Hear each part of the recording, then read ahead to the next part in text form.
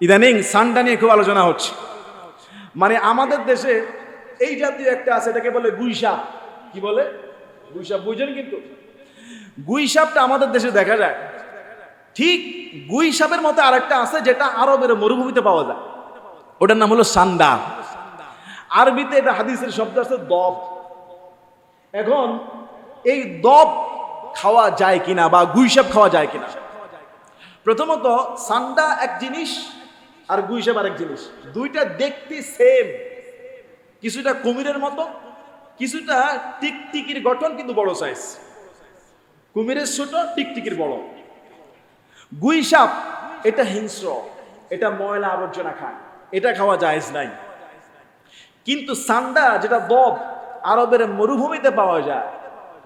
আরবের যে মরুভূমি বালি ওটা নিচে থাকে, গরমকালে গরম সহ্য করতে না পারে এটা বেরিয়ে যায়।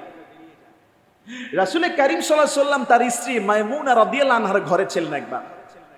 হযরত মাইমুনার ঘরে যখন হুজুরের সামনে দস্তরখানায় সান্ডার গোশত দেওয়া হয়েছে, দবের গোশত, যেটা দেখতে অনেকটা গুইসাপের মতো, এটার গোশত দেওয়া হয়েছে। রাসূল গোশত খাওয়ার জন্য হাত বাড়াইলেন। এমন সময় হুজুরের স্ত্রীর ঘরের পিছনে আরো যে মহিলারা ছিল, ওনারা বলছে হুজুরকে জানানো উচিত এটা কিসের গোশত। রাসূলকে বলা হলো, ইয়া রাসূলুল্লাহ, আপনি যেই গোশতটার দিকে হাত বাড়াচ্ছেন এটা হলো সান্ডা, সান্ডার গোশত। তখন রাসূল বললেন, হাতটা ফিরিয়ে নিলেন, না আমি তো সান্ডা খাবো না। আরেকজন সাহাবী সাথে ছিলেন, তিনি বললেন, হুজুর এটা কি হারাম? রাসূল বললেন, হারাম না, নিষিদ্ধ না, তবে এটা আমার এলাকায় আমি দেখি নাই, তাই এইটা খাওয়ার জন্য আমার রুচিতে আসে না।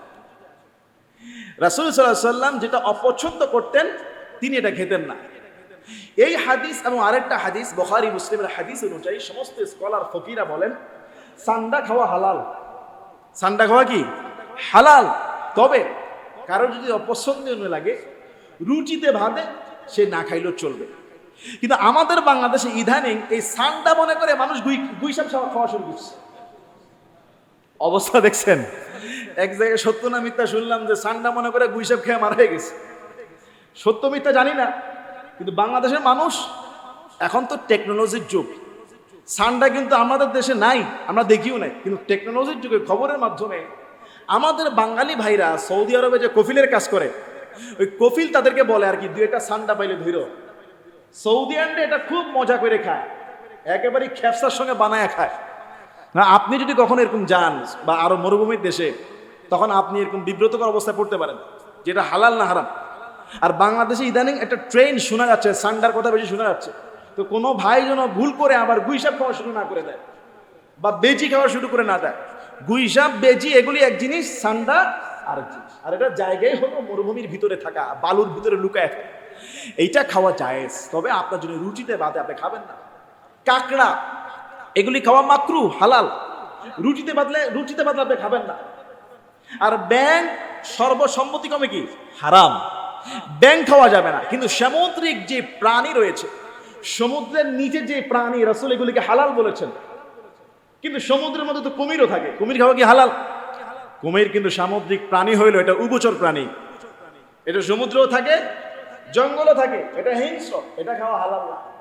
ব্যাং এটা উভচর প্রাণী, উপরেও থাকে, সমুদ্র থাকে। আচ্ছা, যদি সমুদ্রের মধ্যেই থাকে ব্যাং, যেটা পানি ছাড়া বাঁচতে পারে না, ওটাও খাওয়া যাবে না, এটা হাদিসে স্পষ্ট নিষেধ। কিন্তু কাঁকড়া বা সামুদ্রিক যে মাছ আপনারা দেখেন, শাপলা মাছ, হাবিজাবি কত মাছ, শামুক, ঝিনুক থেকে শুরু করে, ওগুলি হালাল মোটামুটি। যদি তবে কিছু কিছু খাবার যেগুলি রুচিহীন, এগুলিকে মাকরুহ, অপছন্দনীয় বলা হয়েছে। আল্লাহ তাআলা আমাদের সবাইকে বুঝার এবং আমল করার তৌফিক দান করুন, বলি আমিন।